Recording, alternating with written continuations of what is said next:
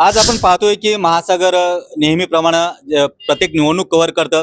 खरं तर आम्ही काल श्रीवर्धन, त्याच्यानंतर आज सिन्नर आणि याच्यानंतर अमरावती, अकोला वगैरे या 2 दिवसात सगळ्या कव्हर करत असताना आम्ही सिन्नरमध्ये एक वेगळं चित्र पाहिलं. ते म्हणजे या ठिकाणी निवडणूक अतिशय रंगतदार होणार आहे. उमेदवार जरी या ठिकाणी वेगवेगळे लढत असतील तरी प्रत्येक नेते या ठिकाणी उतरले आहेत, त्यांच्या प्रचारासाठी उतरले आहेत. केवळ काही दिवस उरले आहेत. असं असताना आपल्यासोबत नगरसेवक पदाचे हर्षल देशमुख आपल्यासोबत आहेत. खरं तर तुमचं नाव बऱ्याच वेळाला चर्चेतही आलं होतं, पण नगराध्यक्षपद सोडून नगरसेवकावरती तुम्ही उतरलात, काय सांगाल?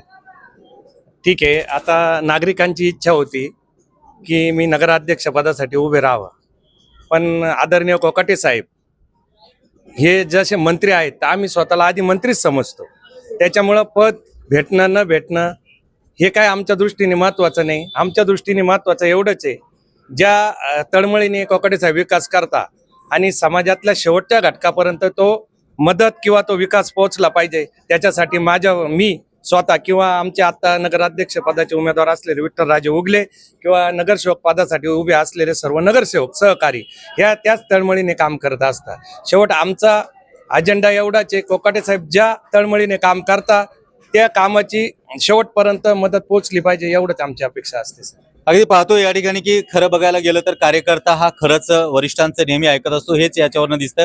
आणि या निवडणुकीमध्ये आपण पाहायला गेलं तर चारही पक्ष एकमेकांना टक्कर देतानाचं चित्र आहे. चारही स्थानिक पक्षातले जे कार्यकर्ते नगराध्यक्ष पदाचे उमेदवार आहेत त्यांचंही स्वतःचं या ठिकाणी एक वर्चस्व आहे. व्यक्तिगत राजकारण हे पक्षापेक्षा मोठं मानलं जातं आणि त्याचमुळे येणाऱ्या निवडणुकीमध्ये नक्की काय होतं हे पाहणं गरजेचं आहे.